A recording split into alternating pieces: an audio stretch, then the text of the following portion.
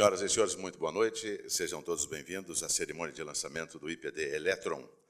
Nós gostaríamos de agradecer a presença de todos, em especial do senhor Humberto Barbato, presidente da ABINI, senhora Edelweiss Ritt, doutora em microeletrônica e inovação, senhor Luiz Antônio Rodrigues Elias, secretário executivo do Ministério da Ciência, Tecnologia e Inovação, representando neste ato o senhor ministro Marco Antônio Raupp, senhor Nelson Fujimoto, secretário de Inovação do MIDIC, senhor Álvaro Prata, secretário de Desenvolvimento Tecnológico e Inovação do MCTI, senhor José Augusto Fernandes, diretor de Política e Estratégia da CNI, senhor Glauco Arbix, presidente da FINEP.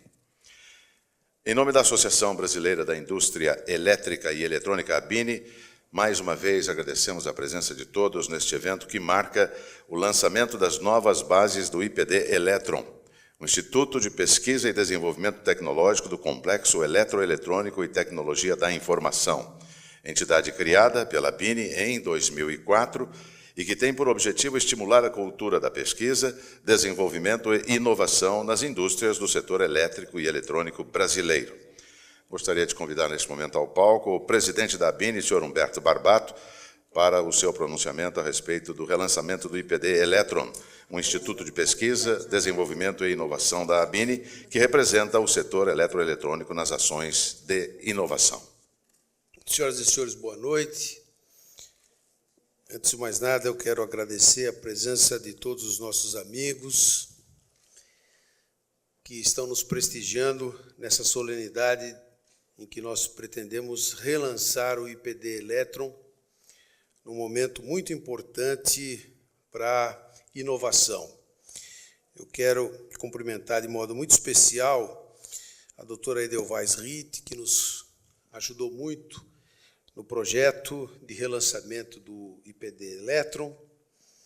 Quero também agradecer a presença do nosso amigo Luiz Antônio Rodrigues Elias, secretário executivo do MCTI, que nesse ato representa o senhor ministro.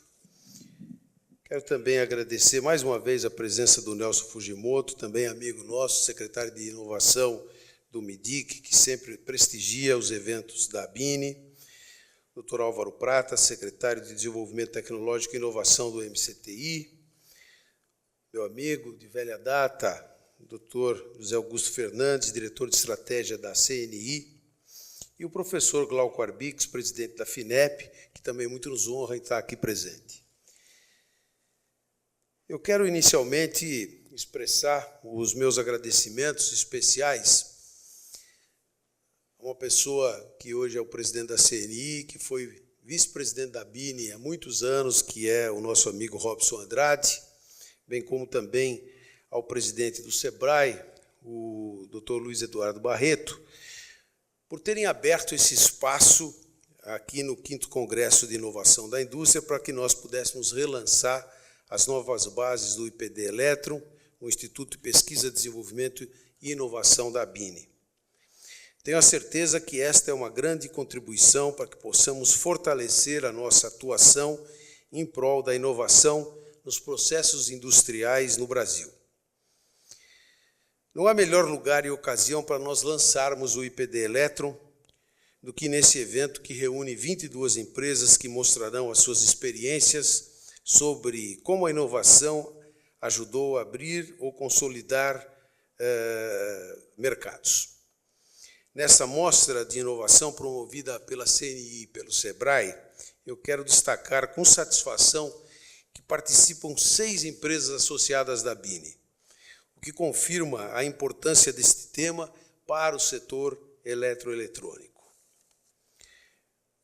Meus amigos, esse ano é um ano especial para a ABINI, que completa 50 anos de serviços prestados à indústria elétrica e eletrônica e à sociedade, através de uma destacada atuação junto aos poderes constituídos, visando o encaminhamento de pleitos e buscando o fortalecimento da presença de nossas associadas na economia do Brasil. A ABINI é composta por cerca de 600 empresas de capital nacional e internacional, dos mais diversos portes e segmentos, desde bens de capital bens de consumo e componentes elétricos e eletrônicos, incluindo nesse universo equipamentos para a expansão e modernização tecnológica.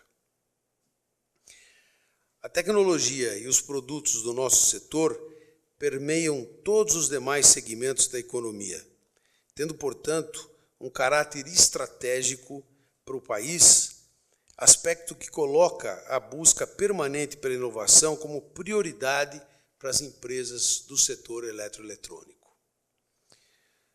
Senhoras e senhores, o Brasil quer continuar a sua jornada de desenvolvimento e inovação e cada vez mais tem alcançado maior visibilidade no cenário internacional entre os países emergentes, tendo em vista seu grande potencial de crescimento. A mudança de rumo da economia mundial nos mostra que a centralização econômica Europa e Estados Unidos já faz um bom tempo que começa a dar espaço aos emergentes que devem representar, em 2020, mais de 50% do PIB mundial. A globalização, auxiliada pelas mudanças tecnológicas da era da informação e comunicação, criou um mundo completamente distinto nos últimos anos. Estamos todos conectados, as notícias e os negócios acontecem em tempo real e as ferramentas usadas mudam de ano para ano. Eu até hoje fazia um comentário sobre, alguém da imprensa me perguntava sobre a importância, o que a desvalorização do real nesses últimos dias tem provocado no setor eletroeletrônico, se haveria uma inflação em função disso, em função da necessidade, muitas vezes, de repasse dessa desvalorização cambial, em função da grande quantidade de componentes estrangeiros que alguns produtos do nosso setor ainda carregam. E eu dizia o seguinte, é muito interessante essa pergunta, porque se num primeiro momento a impressão que se dá é que nós vamos ter uma crise, quando a gente analisa que o produto eletroeletrônico, em função da sua inovação, em função do seu lançamento, ele tem uma vida muito curta, acaba que muitas empresas não podem nem tampouco fazer o repasse da desvalorização do real, em função exatamente de que existe uma tendência de obsolescência, uma obsolescência, entre aspas, ao produto muito rápida. Isso é o que norteia a inovação do nosso setor e a necessidade de que nós então estejamos sempre muito atualizados. O produto tem a vida muito curta, daí porque ele acaba sempre contribuindo para deflacionar e não para inflacionar a economia do país. Hoje as expectativas mudaram, especialmente as expectativas quanto ao custo, eficiência e inovação. Não mais se fala em mercado regional ou em concorrência local. Em virtude do deslocamento do polo econômico, os olhos das empresas globais voltam-se cada vez mais para o nosso mercado, o que nos força a acompanhar de perto as mudanças, com primazia para maior inovação e competitividade. A indústria brasileira está passando por uma grande transformação. A estratégia de negócios mudou, o que tem ocasionado inúmeros reflexos, alguns deles positivos, porém a desindustrialização se instalou como uma das consequências negativas fortemente sentida pela indústria elétrica e eletrônica. Nós precisamos reverter esse quadro, interagindo com o governo, para que, por meio de um trabalho conjunto, nós possamos encontrar caminhos que levem a um aumento da competitividade da nossa indústria. Isso é o que talvez a gente mais esteja fazendo no nosso dia a dia, em contato principalmente com o Poder Executivo, onde a gente está sempre tentando buscar, de uma maneira, ganharmos competitividade através de desonerações, através, enfim, dos mecanismos que o governo pode, muitas vezes, utilizar para fazer com que nós possamos voltar a ser competitivos. A desoneração da folha de pagamento é um exemplo de esforço conjunto que beneficiou grande parte das empresas do setor eletroeletrônico. Entretanto, nós precisamos ir ainda muito além. Nós acompanhamos a transição que o Japão fez, passando de um país de mão de obra nos anos 70 para um país inovador e estratégico na área da eletrônica, o que foi seguido por vários outros países da Ásia, como a Coreia do Sul e Taiwan. Mais recentemente, nós fomos espectadores do papel de mão de obra barata assumido pela China e agora das suas atividades no sentido de tornar-se um país inovador, passando de seguidor a pioneiro.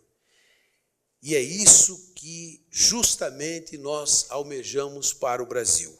Acreditamos que a transição do Made in Brasil para também o Design em Brasil é de vital importância para que alcancemos o patamar de país inovador que desejamos. Nós queremos estimular a indústria eletroeletrônica a inovar para competir e competir para crescer.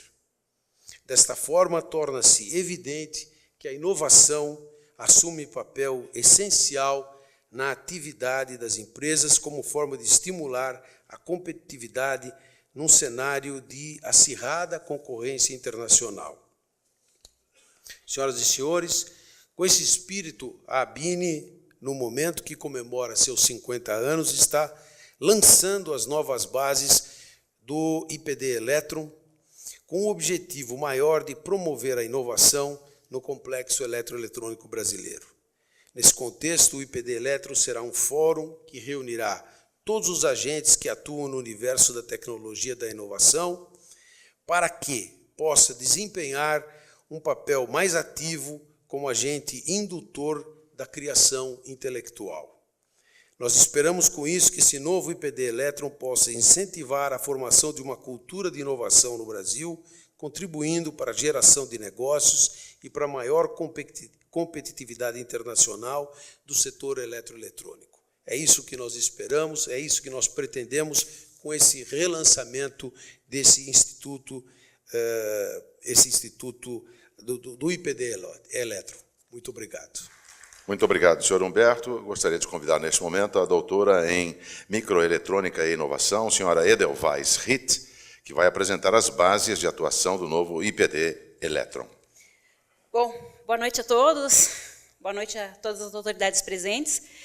Primeiramente, eu queria agradecer ao Humberto por ter me convidado naturalmente para poder participar desse projeto, até porque eu sou uma das pessoas que defendo que a inovação ela é importante. Voltei ao Brasil em 2005 exatamente com esse objetivo e esse projeto teve tudo a ver, então, com os meus objetivos. Bom, qual é o contexto, então, do IPD? O contexto do IPD é o nosso contexto, como o Humberto já muito bem colocou, né, o Plano Brasil Maior, inovar para competir, também o contexto dos 50 anos da ABINI e os 20 anos da Lei de Informática. Não vou ser repetitiva aqui, que eu acho que o Humberto já foi bem claro, mas eu vou dar alguns dados, eu acho que é sempre importante a gente situar um pouquinho do que nós estamos falando. Como eu comentei de novo, voltei para o Brasil em 2005, depois de 11 anos da Alemanha, e eu me lembro muito bem dessa cifra, 8 bilhões de dólares em 2005. E foi exatamente o ano que eu voltei. Que hoje está em 32 bilhões de dólares. Esse é o saldo negativo da nossa balança comercial. Isso é uma má notícia? Não. Isso é uma boa notícia, porque isso significa que o Brasil tem um mercado enorme de eletrônica. Isso é muito simples. Esse crescimento, nós não importamos 15 bilhões, importávamos 15 bilhões, hoje estamos importando 40 bilhões de dólares em eletrônica, isso é porque o mercado está aqui, ele existe, o mercado brasileiro é atrativo. O faturamento da nossa indústria hoje em milhões, são dados da ABINI, são 73 milhões de dólares, sendo que desses nós exportávamos em 2005 8 bilhões e hoje importamos 7,7, ou seja, o número de exportações da nossa indústria eletrônica, infelizmente, não acompanhou o crescimento do mercado. O número de funcionários, ele também passou de 133 mil para 183 mil colaboradores. Isso significa que o mercado ele existe, que a nossa indústria interna não cresceu, isso se vê, ou cresceu com números tímidos, isso se vê no número de funcionários. Por outro lado, o nosso mercado ele aumentou muito, por isso um aumento enorme nas importações. Aqui é uma pequena comparação entre o volume das exportações de tecnologia de alguns países, né? Então, a gente vê que o do Brasil está diminuindo na comparação relativa, isso não é nenhuma novidade, isso vem de acordo com o que a gente viu nos dados das páginas anteriores. Então, você vê, claro, que tem países como a Singapura, por exemplo, que 50% de produto manufaturado que ela exporta é na área de eletrônica, é o talento desse país. Então, seguido de mais alguns países, né? E o Brasil, então, que teve uma pequena diminuição.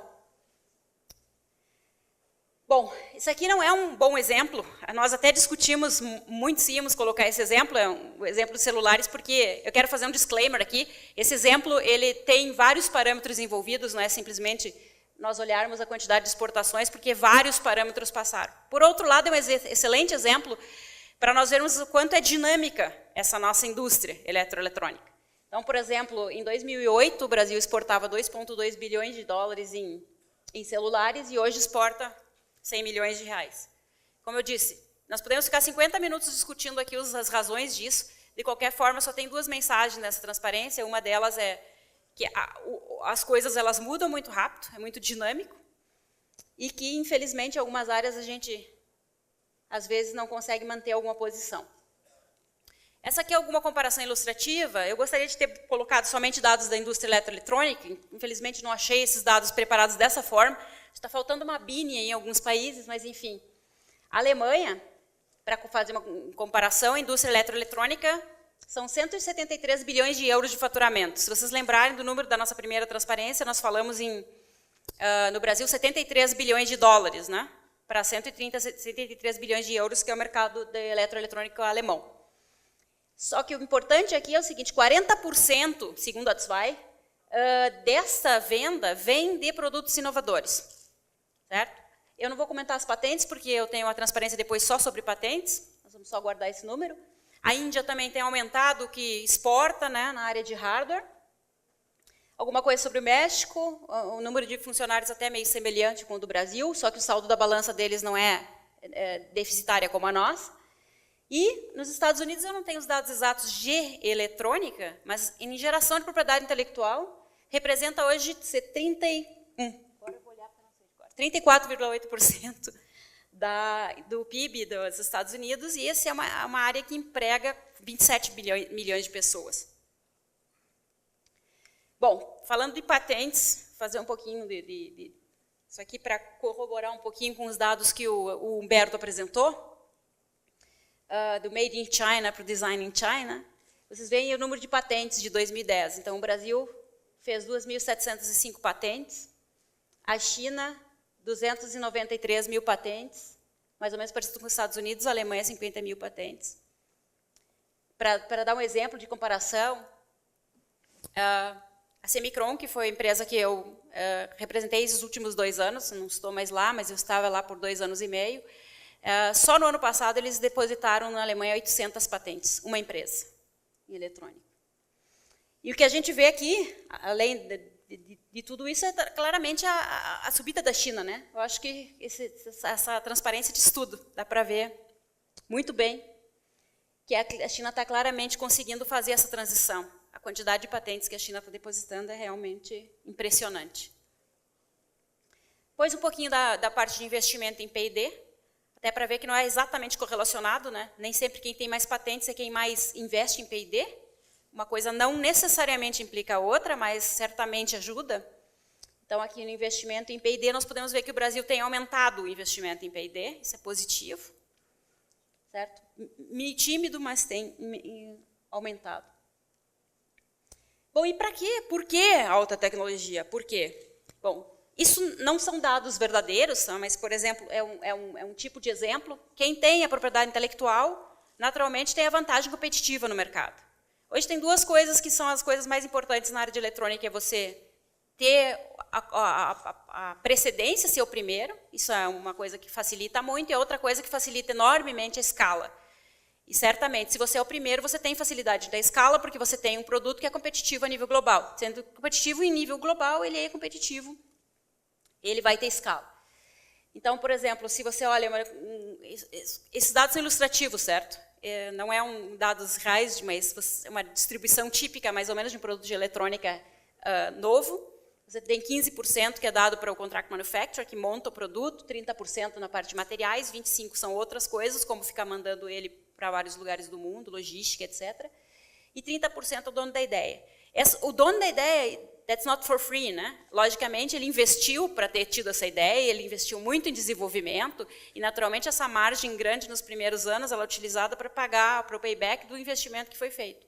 Mas, de qualquer forma, você fica com um posicionamento de líder de mercado, que isso ajuda muito e consegue a escala que é necessária para conseguir se posicionar. Então, certamente, ter um produto antes dos outros sempre vai ser o maior diferencial que se possa conseguir. Bom, e o Brasil pode ser líder em todas as áreas? Certamente não. Hoje em dia o mundo é bem competitivo, o mundo global, mas, por exemplo, botei como exemplo aqui, né, a União Europeia investe em várias áreas, mas vê-se claramente, por exemplo, que eles têm 3 áreas onde eles têm o mercado, que eles são líderes. O que eu considero líder? Acima de 30% do mercado global. Isso é a área, por exemplo, de eletrônica automotiva, de industrial médica e aeroespacial e segurança. Ter 30% do mercado global realmente é uma vantagem competitiva grande. E, de novo, para corroborar o que o Humberto já colocou sobre o nosso mercado, ficar cada vez mais atraente, isso é fato, que o mercado já saturou em várias áreas, e realmente o nosso mercado passa a ser cada vez mais competitivo. Isso é bom, porque, como eu disse, nós temos mercado, isso é a coisa mais... Sem mercado não é oportunidade, tem mercado, tem oportunidade. Por outro lado, a gente tem que contar que realmente a gente vai competir, não só com... Não existe mais mercado regional, né, nós vamos competir com o mundo inteiro. De novo, de acordo com o que o Humberto também comentou, a parte da desindustrialização, a gente viu um aquecimento melhorzinho nesses últimos 3 meses agora, mas a desindustrialização na área de eletrônica ela tem acontecido, e ela tem acontecido em outras áreas também. Então, não vai ser um quadro fácil de reverter. Ele tem esse gráfico não está completamente novo, mas essa tendência ela tem talvez melhorado um pouco, mas ainda é um problema. E o que isso tudo tem a ver com o PD Electron? Então, a ideia de PD Electron, e por que relançá-lo? Porque a partir de 2004 o tempo muda, e como a gente viu, o mercado é dinâmico, a vida é dinâmica, as coisas são dinâmicas. A ideia era acompanhar, ter o mesmo tipo de alinhamento. Para acompanhar, a proposição de valor é auxiliar o Brasil a passar a transição de Made in Brazil para Designed in Brazil. Nós também queremos fazer como a China, não só produzir, montar, mas também desenvolver e também sermos pioneiros em algumas áreas, não em todas, mas em algumas, onde nós vamos ter um valor agregado e com isso nós vamos automaticamente reverter a desindustrialização. Até porque uma coisa implica a outra. Como eu falei, quem tem inovação tem mercado, quem tem mercado tem escala, tendo escala tem indústria. Então, uma coisa ela sempre carrega a outra. Então, como é que o IPD vai trabalhar para fazer isso? Bom, a ideia é que o IPD tenha uma interação muito grande, então, com o governo, para saber os editais de inovação que estão acontecendo, os programas, os incentivos, até para dar feedback nesse sentido, também nas duas mãos, né, tanto quanto recebendo informações e divulgando elas entre os associados, como também dando feedback com o bom contato que a própria Bini tem com o governo sobre o que é as necessidades da nossa indústria. Ao mesmo tempo, vai procurar auxiliar e fortalecer a parceria universidade-empresa, que é uma parceria que ela é muito importante, mas que às vezes ela é difícil, até pelo dia a dia, nosso país é muito grande, às vezes um empresário que está no Rio Grande do Sul precisa do expertise de um professor que está no Nordeste, ou diferente, então é difícil para as pessoas ficarem procurando isso. A ideia do IPD é ser um catalisador, é ter essas informações, é tentar ajudar a achar essas parcerias, e não só parcerias com ICTs e universidades, mas também com empresas internacionais. Que empresas internacionais que queiram se colocar no Brasil possam buscar o IPD como um catalisador, colocando à sua disposição e procurando parceiros no Brasil. O empresário brasileiro tem acesso ao mercado, conhece o nosso país. O Brasil não é um país fácil de fazer negócio. Hoje eu acho que a gente está no ranking, na posição 100 e alguma coisa daquele organização do Business in Brazil, org, né? Por algumas dificuldades, então é bom para eles terem um parceiro no Brasil, é bom para o brasileiro que tem um parceiro de fora, às vezes um casamento, tecnologia e mercado, e o IPD tem interesse em participar e ajudar a catalisar essas joint ventures, ou para isso fazendo alguns eventos. E, ao mesmo tempo, também organizando treinamentos conjuntos, que a gente sabe que para inovar é bom conhecimento, mas às vezes fica difícil o dia a dia da empresa, fica organizando treinamentos, ou às vezes você não tem muitas pessoas para serem treinadas. Então, fazer um treinamento conjunto, onde várias empresas tiram proveito de um mesmo conhecimento dado no mesmo momento, naturalmente não do seu core business, mas de coisas que auxiliam a todos, então facilita para todo mundo. Bom, então a visão do IPD, para terminar, seria promover o desenvolvimento tecnológico da indústria eletroeletrônica a fim de aumentar a sua competitividade internacional. Você acha que isso é importantíssimo, fundamental? O mundo não é mais o mundo globalizado. Hoje o mundo é globalizado, não existe mais mercado local. E para isso vai oferecer alguns serviços, que eu não vou repetir aqui de novo, porque eles são exatamente os serviços que vão proporcionar aquelas interações que eu expliquei na transparência anterior. Muito obrigado, espero que tenha ficado claro para todo mundo. Qualquer dúvida que vocês tiverem, o IPD está ganhando uma nova página, um site na internet, que deve ser colocado ao ar no decorrer dessa semana. Nesse site também as empresas vão poder se cadastrar, em princípio, se cadastrar para serem associadas do IPD, e aí lá vão estar todas as informações então necessárias para que os senhores se informem sobre essas atividades que vão estar acontecendo já a partir desse mês. A gente vai estar com algumas atividades no ar. Queria aproveitar também, então, para agradecer. Esse projeto ele não foi feito naturalmente por mim, ele foi feito a muitas mãos. Eu queria agradecer ao Anderson, principalmente da Bini, Dário, José Carlos, que participaram muito das atividades que a gente tem feito nisso, e também a Janaína Monteiro, não sei se ela conseguiu chegar aqui, que é uma profissional de marketing que ajudou a gente a estabelecer também todo o plano de comunicação do IPD, que vão ser o plano de comunicação que os senhores vão estar vendo a partir agora do lançamento. Então, muito obrigada. Muito obrigado, doutora Edelweiss. Convidamos agora para a sua saudação o senhor Nelson Fujimoto, o secretário de Inovação do MIDIC. Boa noite a todos. Em primeiro lugar, gostaria de agradecer o convite formulado pela Bini, cumprimentar o presidente Humberto Barbato por essa iniciativa, mais uma grande iniciativa positiva da Bini, que sempre olha para o futuro. Queria cumprimentar, ao cumprimentar o presidente Humberto Barbato, cumprimento todos os representantes aqui do setor industrial. Queria também cumprimentar aqui o secretário executivo Luiz Elias, do MCTI, em nome dele cumprimentar as demais autoridades aqui presentes. Queria cumprimentar também o Luiz Augusto, da CNI, que é um parceirão nosso em todas as ações do Brasil Maior. E cumprimentar a Edelweiss, parabenizar a Edelweiss por esse trabalho. A Edelweiss eu conheço já há algum tempo, quando trabalhava no CEITEC. Acho que essa ideia é muito boa, enfim, né, trabalhar o conceito do design.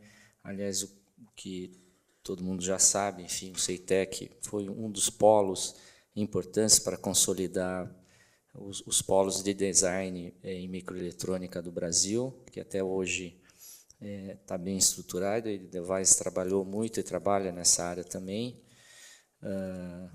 Bom, eu queria aqui rapidamente só ressaltar algumas coisas que eu considero importantes da relação do MIDIC e da relação do governo com a Bini, e com todo esse tempo, o doutor Humberto Barbato, 50 anos da entidade consolidada e parceira, sem dúvida, nesse desafio que nós temos para o Brasil, que não só criar os empregos, enfim, gerar renda, mas, sobretudo, nesse momento, num momento importante, no sentido de gerar inovação, porque todos nós sabemos que sem inovação, dificilmente teremos um desenvolvimento sustentável, sobretudo a sustentabilidade industrial. Então, nesse sentido, aqui, o governo, a presidente Dilma, em 2011, lançou então o Plano Brasil Maior, cujo foco principal do plano é a inovação, né? A ideia do plano no âmbito da inovação é atuar em dois segmentos muito fortes. Uma é a gente diversificar a nossa matriz produtiva, levando ela valor agregado, e o outro, sem dúvida, é criar, então, os eixos e os focos importantes para o tema inovação. A inovação que, do ponto de vista, digamos, do setor das universidades, do centro de pesquisa, nesses últimos 10 anos, nós tivemos uma ampliação bastante significativa de valores aplicados pelo governo. Praticamente, nós, em 10 anos, quadruplicamos o investimento nesse setor, no segmento acadêmico e, sobretudo, na infraestrutura de pesquisa e desenvolvimento no Brasil. E o nosso desafio forte, sem dúvida alguma, é começar a aproximarmos a indústria, aproximarmos, então, o setor privado e ampliarmos a aplicação de recursos em P&D do setor privado. Eu acho que o plano tem como meta, como uma das metas, a gente conseguir, via os programas que estamos lançando, fomentar e gerar que a indústria também aproveite esse bom momento para um investimento em P&D, que é bastante importante. Do ponto de vista também do Plano Brasil Maior, a ABINE participa do nosso Fórum de Competitividade de TICs, que é muito importante. A ABINE tem assento nesse fórum. O fórum, hoje, nós, a partir dele, lançamos vários temas importantes, como, por exemplo, na área de semicondutores, com PADIS, na área de display também, com PADIS. Temos que melhorar esse PADIS, estamos trabalhando no comitê de TICs e junto com o fórum para melhorar esse PADIS, as condições dele, para efetivamente conseguirmos ampliar cada vez mais investimento nessa área. Temos nos preocupado bastante fortemente com a área de equipamentos, né, sejam eles equipamentos tanto de telecomunicações, equipamentos do setor elétrico, mas isso é um tema que nos preocupa e nós temos nos debruçado bastante em cima dessa questão. Lembrando aqui que nós, no ano passado, lançamos o RPNBL, que é o Regime Especial do Plano Nacional de Banda Larga, que fomenta e favorece as empresas de telecomunicações, as empresas de equipamentos de telecomunicações, no sentido de favorecer aqueles que produzem aqui, aqueles, enfim, que têm tecnologia desenvolvida aqui. Então, a ideia dentro da ideia do RPNBL, a gente aproveitar esse volume de investimento que estão sendo feitos na área de telecomunicações do país e a gente cada vez mais ampliar e inovar na indústria, fazer com que a nossa indústria participe desse processo e inove nesse processo. Um outro elemento importante que nos preocupa e temos nos debruçado também, o Anderson, que vai muito nas nossas reuniões, sabem disso.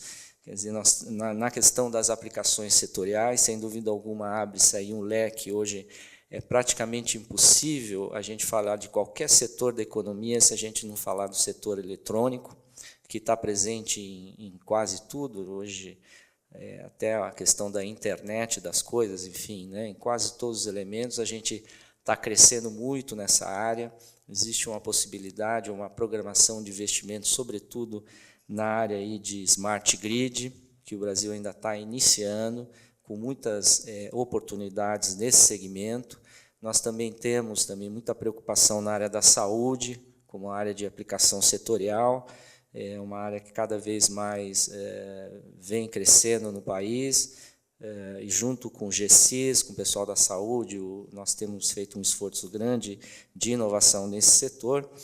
E, finalmente, eu queria aqui também ressaltar, e tem sido isso comum nos fóruns, diversos fóruns empresariado, que a questão da formação de recursos humanos e a qualificação dos recursos humanos. Então, nesse aspecto também eu gostaria de destacar um projeto que nós pretendemos lançar no dia 19, era para ter sido lançado no final do mês passado, mas por uma questão de agenda não pudemos, que é o Pronatec Brasil Maior, que é um programa em parceria com o MEC, é um programa de que pretende servir a indústria, cruzando a demanda, cruzando a necessidade da indústria com a oferta de cursos do Pronatec. Ele vai operar de forma diferenciada, porque nós vamos, a partir daquilo que é a demanda da indústria, nós vamos procurar cruzar as vagas e os tipos de curso oferecidos pelas várias instituições credenciadas pelo MEC nesse Pronatec. Então, dia 19, a gente pretende fazer um lançamento e ressaltar aqui que a ABINE também é parceira desse programa, está ajudando o MIDIC a qualificar a demanda, né? Nós já estamos trabalhando junto com a ABINE na qualificação da demanda e na necessidade real da demanda do setor de eletroeletrônicos. Então, eu queria fazer essas considerações e, mais uma vez, parabenizar pela iniciativa e parabenizar, então, a ABINE pelos 50 anos aí, e que dure mais e mais 50 anos para frente. Muito obrigado. Muito obrigado, senhor Nelson. Convidamos agora para a sua mensagem o secretário executivo do Ministério da Ciência, Tecnologia e Inovação, o senhor Luiz Elias. Neste ato, representa o ministro Marco Antônio Raupp. Muito boa noite, senhores e senhoras. É uma enorme satisfação para o Ministério da Ciência e Tecnologia estar presente a esta solenidade, e eu diria por dois motivos iniciais. Primeiro, não se chega a 50 anos e com esta magnitude e importância da ABINE sem ter um acúmulo e um passado muito bem construído. Esse passado tem representado, na articulação com o governo federal, uma forte presença, uma forte possibilidade de construção de políticas cada vez mais estruturadas para que o Brasil possa atingir aquilo que o Dr. Humberto Barbato falou da nossa competitividade. Então, inicialmente, eu trago uma mensagem de parabenização ao Dr. Humberto Barbato por esse importante momento e pelo ter completado 50 anos com essa significância que é, a nível nacional, a representação da indústria eletroeletrônica. Por outro lado, também, antes de fazer as saudações, um duplo momento, que é revisitar o IPD Eletro. Quando entrei no Ministério da Ciência e Tecnologia, um dos primeiros programas que tive a oportunidade de apoiar quando estava na secretaria, que hoje é ocupada pelo meu amigo Álvaro Prata, é justamente das entidades tecnológicas setoriais. E a ideia era não só revisitar aquelas que já estavam postas, mas avançar na constituição dos chamados IPDs a nível nacional, com as associações de classe, e isso teve o IPD Pharma, o IPD Eletro, o IPD MAC e um conjunto de outras vertentes que certamente trarão cada vez mais a capacidade de demonstrar aquilo que é importante na área de inovação para essas instituições. Portanto, doutor Humberto Barbato, ao cumprimentá-lo, parabenizo também, não só pelos 50 anos, que já é uma magnitude, mas também por ter revisitado o IPD Eletro e dar a esta dimensão, a essa importante ação. Quero cumprimentar o Dr. Nelson Fujimoto, secretário de Inovação do MIDIC, parceiro na construção do Plano Brasil Maior e da Estratégia Nacional de Ciência e Tecnologia, assim como Álvaro Prata, secretário do Ministério da Ciência e Tecnologia.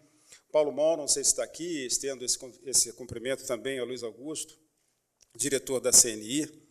Edelvaz, enorme satisfação, Edelvaz, em encontrar aqui, e uma surpresa extremamente agradável, você está à frente desse projeto. Edelvaz participou durante muitos anos conosco da construção do CEITEC, da transformação do que era uma associação numa fábrica, e que agora eu espero que ele ganhe vida própria e, de fato, represente na área de semicondutores aquilo que esperamos pelo investimento feito pelo governo federal. Parabenizo, portanto, Edelvaz por essa realização. Quero cumprimentar um amigo e aí trazer uma mensagem para vocês, que é o Dr. Pedro Vanchovski, que é o presidente do Conselho de Administração da Embrapi, que justamente e gentilmente aceitou o convite para que pudesse estar à frente desse novo programa e dessa nova institucionalidade como organização social que o Ministério da Ciência e Tecnologia criou. Este é mais um exemplo do compartilhamento e da parceria com o setor privado. Foi oriunda de diversas discussões que tivemos com a MEI, quando percebemos a importância de levar o conjunto de ações e proposições de política para a área de competitividade, especialmente para a área de inovação, e que se mencionava, quando ainda estava o ministro Mercadante à frente do Ministério, a criação de algo semelhante, não completamente, mas de algo muito próximo do que chamamos hoje a Embrapa.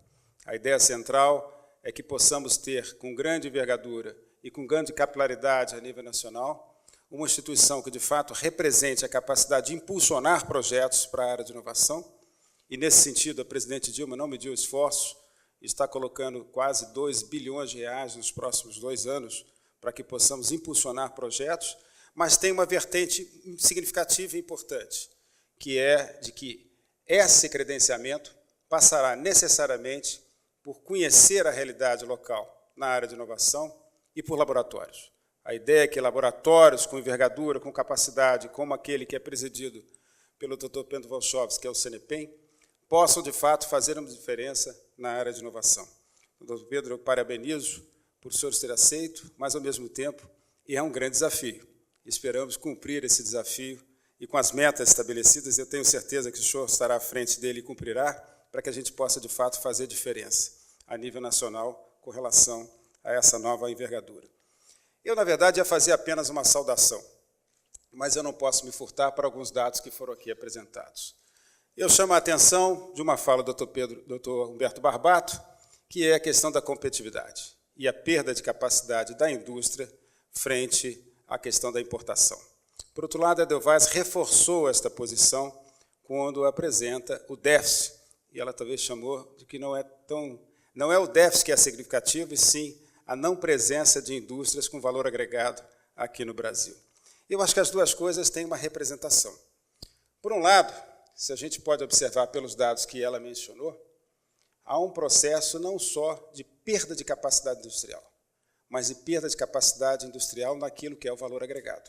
Ou seja, nós não estamos conseguindo colocar os nossos produtos com intensidade tecnológica na fronteira do conhecimento a nível internacional e, por outro lado, não estamos expandindo o mercado, porque, pelos dados apresentados, nós também não expandimos o mercado a nível nacional.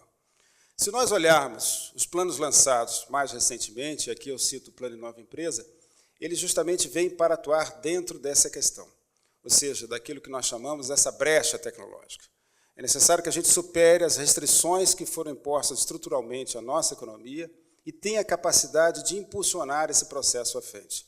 Não é à toa que a presidente Dilma determinou que tenhamos uma articulação dentro do governo corrigindo uma distorção, que era a institucionalidade muito inadequada, voltado para essa temática e um compartilhamento de proposições e políticas. Isso representa articular mais fortemente o BNDES, a FINEP, assim como as agências de regulação, as fundações de amparo à pesquisa e toda a estruturação horizontal do governo, portanto, desde o MEC ao Ministério da Defesa, desde o MIDIC ao Ministério da Saúde. Isso nos permite colocar dentro daqueles conjuntos de setores dos quais se inclui a área de TI e a área de eletroeletrônica, quase 35 bilhões, 32 a 35 bilhões de reais de forma estruturada. Mas não faremos nenhuma diferença se não percebermos que é investimento em tecnologia e não custo, que o risco faz parte desse processo.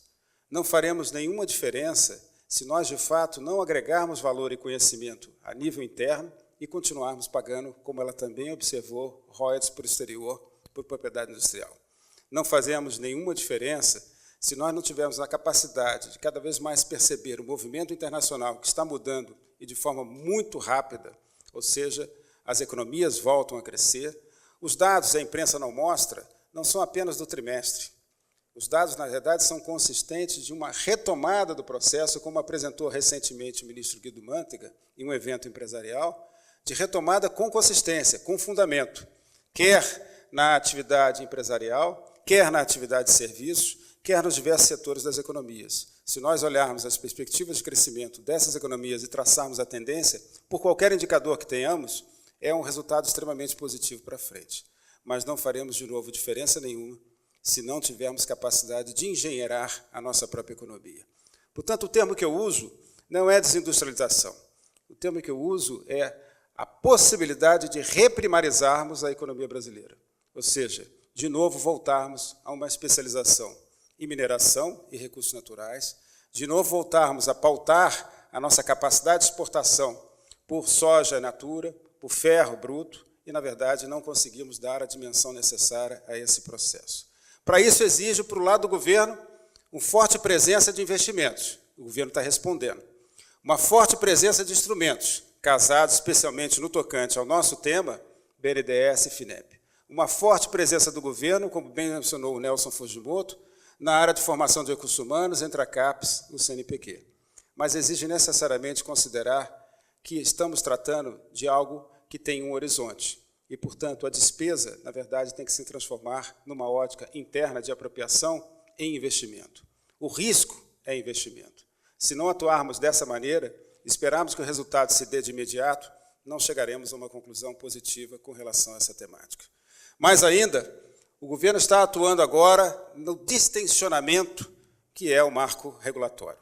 Uma das questões que a Edelweis mencionou, que nós estamos talvez na 100, 130, 140, a posição a nível internacional, um dos temas centrais que tratam esta estatística é a questão da burocracia. Independente de para que servem essas estatísticas, a gente, na verdade, trabalha da maneira e alguns interesses estão por trás.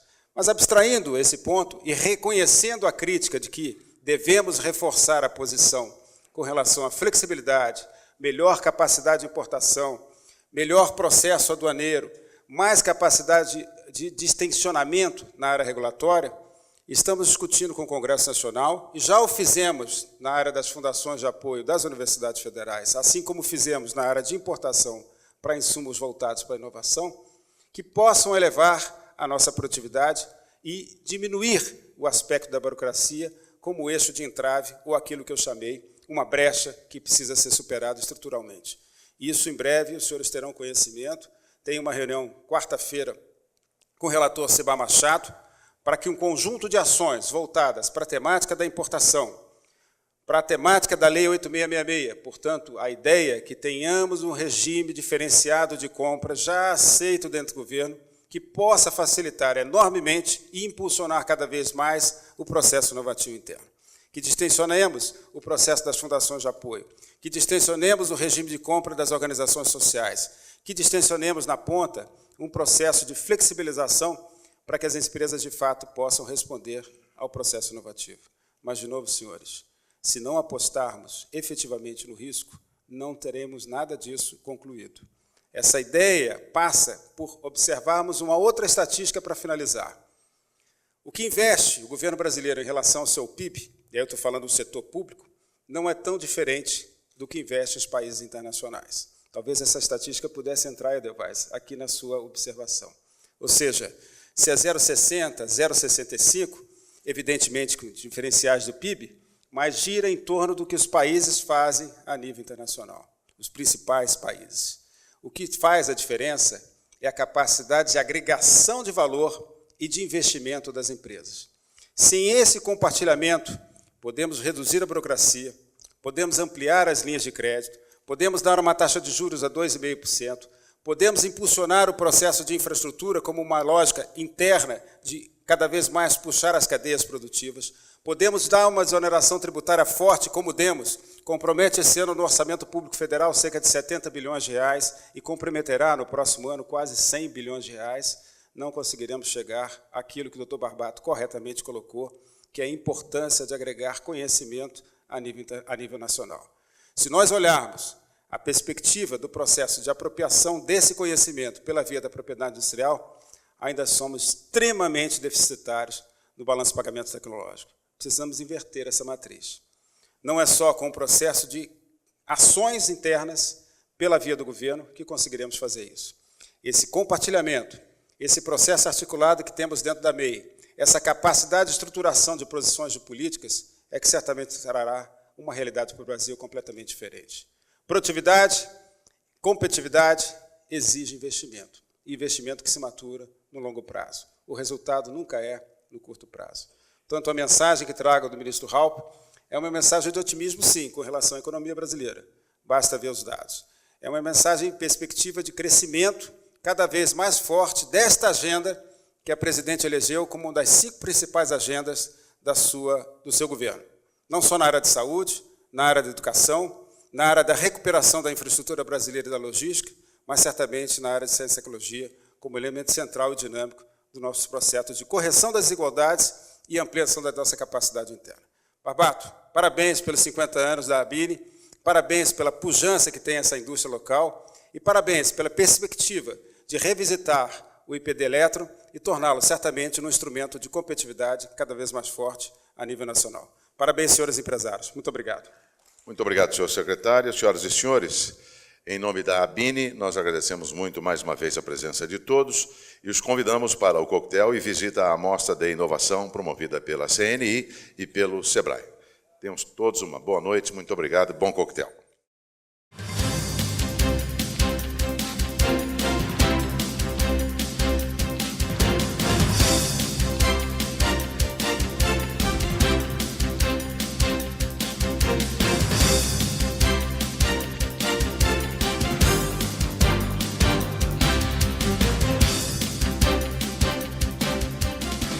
Bom, a importância do IPD Eletron para a inovação ela é muito clara. Hoje no Brasil, nós temos várias empresas com necessidade, interesse em fazer inovação. Por outro lado, nós temos vários institutos de pesquisa com excelentes pesquisadores que têm um número muito grande de artigos científicos publicados. Ou seja, o que falta é fazer essa conjunção, é juntar esse empresário com a sua capacidade de empreender junto com o nosso caráter científico e fazer desse produto científico um produto vendável e que se coloque no mercado.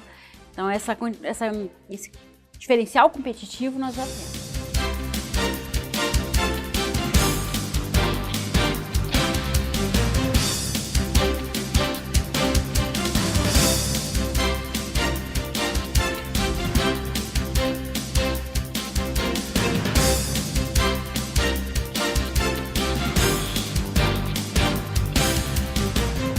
Que a inovação para a indústria é aquilo que efetivamente vai fazer com que essa indústria sobreviva e que um produto possa ter uma vida mais longa ou menos longa. A inovação ela tem um papel hoje fundamental nesse mundo globalizado, ou seja, ou nós nos diferenciamos pela capacidade de inovar e produzir, porque nós não vamos mais conseguir apenas nos diferenciar em função nitidamente da capacidade de produção. Capacidade de produção muitos países do mundo têm. O que nós temos que ter é a capacidade de desenhar, de produzir, de inserir a inteligência no produto que nós buscamos. E essa inteligência nós conseguimos apenas fazê-la com que ela esteja dentro do produto se nós soubermos inovar, se nós soubermos desenvolver um produto com a nossa inteligência, com a capacidade de inovação.